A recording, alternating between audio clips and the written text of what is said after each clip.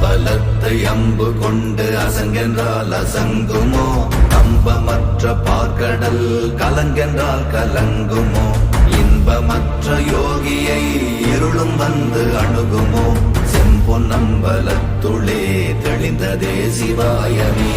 ஓம் நமச்சிவாய ஓம்.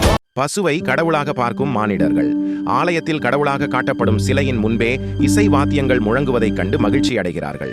அங்கு மிருதங்கம் போன்ற இசை வாத்தியங்கள் பசுவின் தோலால் செய்யப்படுகிறது என்பது எத்தனை பேருக்கு தெரியும்? மிருதங்கம் போன்ற இசை வாத்தியங்கள் செய்ய வேண்டுமானால் பசுத்தோல், எருமைத்தோல், ஆட்டுத்தோல் போன்றவை தேவை. ஆனால் சிலர் சொல்வதுண்டு, இறந்து போன பசுவில் இருந்துதான் அதன் தோல் எடுக்கப்படுகிறது என்று.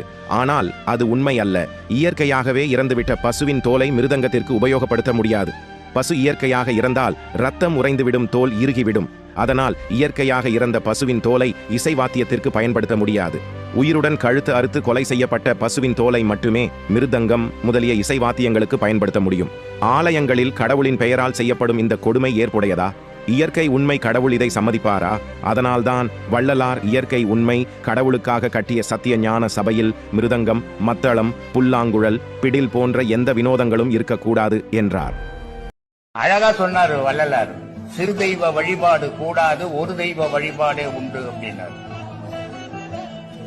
சிவம் மட்டும் தாண்டா உலகத்துல கடவுள், மத்ததெல்லாம் உன் கற்பனை தாண்டாரு இல்லையா?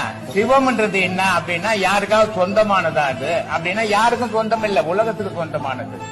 அது மனிதனுக்கு மட்டும் சொந்தமான இல்ல, உயிரினங்கள் அத்தனைக்கும் சொந்தமானது.